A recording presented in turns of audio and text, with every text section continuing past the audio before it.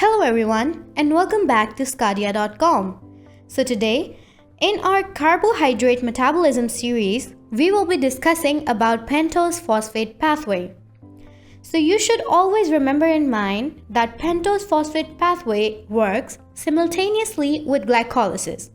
So first we're going to revise the process of glycolysis and then we're going to move towards the pentose phosphate pathway. Well, whenever the glucose enters inside the cell, it undergoes the process of glycolysis as it needs to convert itself into some form of energy. And this energy is mostly utilized in the form of ATP. So in order to generate ATP, the glycolysis is going to occur. First, glucose will be converted into glucose 6-phosphate. Now this glucose 6-phosphate aids in the pentose phosphate pathway and it can also go towards glycolysis. If we specifically talk about glycolysis, this glucose 6-phosphate will be converted into fructose 6-phosphate. And then this fructose 6-phosphate will be converted into fructose 1,6-bisphosphate. And this fructose 1,6-bisphosphate will be converted into two compounds. One will be glyceraldehyde 3-phosphate and the other one will be dihydroxyacetone phosphate. Both of them are 3-carbon compounds.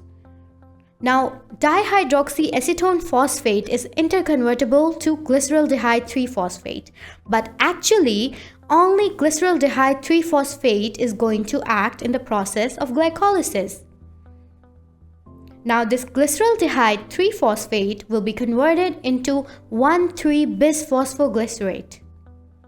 And this 1,3-bisphosphoglycerate will be converted into 3-phosphoglycerate, then 2-phosphoglycerate, then they will be converted into phosphoenol pyruvate, and lastly there will be generation of pyruvate molecule. There are certain enzymes that are going to occur in glycolysis which we are not discussing here as we are just going through a brief overview. Now, by the process of glycolysis, there will be generation of 2 ATP. But what if we want to generate some other compounds, for example, NADPH or ribose phosphate pathway? Well, for that, we are going to follow a mechanism known as pentose phosphate pathway. So now what is going to happen, as we discussed earlier, that this glucose 6-phosphate is going to kick in wherever there is need of production of NADPH and ribose 5-phosphate. First, this glucose 6-phosphate will be converted into 6-phosphogluconolactone. This conversion will be aided by the enzyme known as glucose 6-phosphate dehydrogenase. This glucose 6-phosphate dehydrogenase enzyme is really important in the regulation as well, so we will discuss it later on. Now, in this step, there will be generation of NADPH molecule from NADP positive molecule. There will be oxidation going on over here. Now, after this oxidation, this 6-phosphogluconolactone will be converted into 6-phosphogluconate, and this will be done by the enzyme known as gluconolactonase.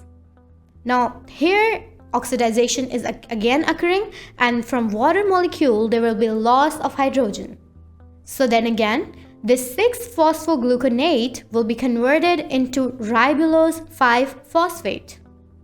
This ribulose 5-phosphate is generated by the enzyme known as 6-phosphogluconate dehydrogenase. You can see it over here that ribulose is a 5-carbon sugar and pentose phosphate pathway is mostly used for the generation of this ribulose 5-phosphate. Now in this step, there will be again generation of NADPH from the molecule of NADP positive. Now these 4 reactions are oxidative state or oxidative phase of pentose phosphate pathway. And here basically there is generation of NADPH and ribulose 5-phosphate. Now comes the non-oxidative phase of pentose phosphate pathway. As you can see it over here, that this ribulose 5-phosphate will be converted into two 5-carbon compounds. One of the compound is ribose 5-phosphate. So what is the difference between ribulose 5-phosphate and ribose 5-phosphate? If you can see it in the structure, that ribulose is an ketone while ribose is an aldehyde. So this conversion from ketone to aldehyde will be aided by the enzyme known as ribulose 5-phosphate isomerase. Isomerase are just basically the enzymes that convert a ketone into aldehyde. So you need to remember that. So the second compound of ribulose 5-phosphate will be xylulose 5-phosphate. Now, if you can see it in the structure, there are some stoichiometric changes that are going on over here, and this will be aided by the enzyme known as ribulose 5-phosphate 3 epimerase.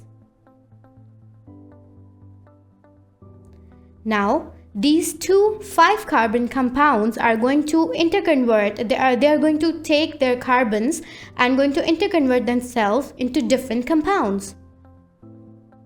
For instance, this ribose 5-phosphate will be converted into glyceraldehyde 3-phosphate, and it's going to lose 2 of its carbons. Now, where will these 2 carbon goes? Xylulose 5-phosphate is going to accept these 2 carbon and convert it into another compound. The process is aided by the enzyme known as transketolase. The other compound is known as acetoheptulose 7-phosphate. Now, you can see it over here that this glyceraldehyde 3-phosphate is helpful in the process of glycolysis. So whenever there is low ATP, this glyceraldehyde 3-phosphate is also going to aid the process of glycolysis. Now, this glyceraldehyde 3-phosphate is going to take 3 carbons and convert itself into fructose 6-phosphate. And this fructose 6-phosphate is also helpful in the process of glycolysis. It is basically involved in the third reaction of glycolysis, to be precise.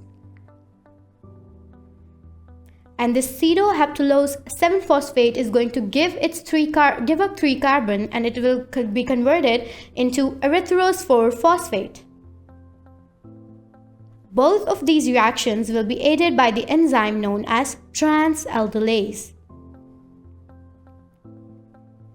Next, this erythrose 4-phosphate will be reacted with xylulose 5-phosphate that was just made above the equation, and both of them are going to produce specific structures. This erythrose 4-phosphate will take 2 carbons and convert itself into fructose 6-phosphate, while this xylulose 5-phosphate will give up its 2 of its carbon and convert itself into glyceraldehyde 3-phosphate. Both of these compounds are used in the reaction of glycolysis. So if you can see that in the non-oxidative phase of pentose phosphate pathway, there will be generation of glyceraldehyde 3-phosphate and fructose 6-phosphate. And both of them at some point are going to aid in the process of glycolysis. So that's how pentose phosphate pathway and glycolysis are interconvertible or interrelated, to be exact, with each other. In total series of pentose phosphate pathway reaction, 6 molecules of glucose 6-phosphate or 5 molecules of glucose 6-phosphate can generate 12 NADPH molecules and 6 carbon dioxides. So there is generation of NADPH and ribulose 5-phosphate in the process of pentose phosphate pathway. NADPH is usually used for the anabolic pathways, for example, cholesterol, steroids, and fatty acid synthesis, while ribulose 5-phosphate is useful in the synthesis of DNA, RNA, ATP, and FAD-NAD molecules. Now, If we talk about the regulation of pentose phosphate pathway, it is much highly regulated by the enzyme known as glucose 6-phosphate dehydrogenase. If we look at the first reaction of pentose phosphate pathway, glucose 6-phosphate was converted into 6-phosphogluconolactone, and this was aided by the enzyme known as glucose 6-phosphate dehydrogenase. Now, this is the key enzyme that is helpful in the regulation of pentose phosphate pathway. Whenever there is low NADPH, this enzyme will be triggered to produce more of the pentose phosphate pathway, and therefore there will be more generation of glycolysis and the more generation of pentose phosphate pathway. And whenever there will be increased amount of NADPH, this enzyme will be reversed, this enzyme will not be triggered, and all the reactions will be opposed. So that was all related to pentose phosphate pathway. Keep watching sqadia.com for more lectures like these.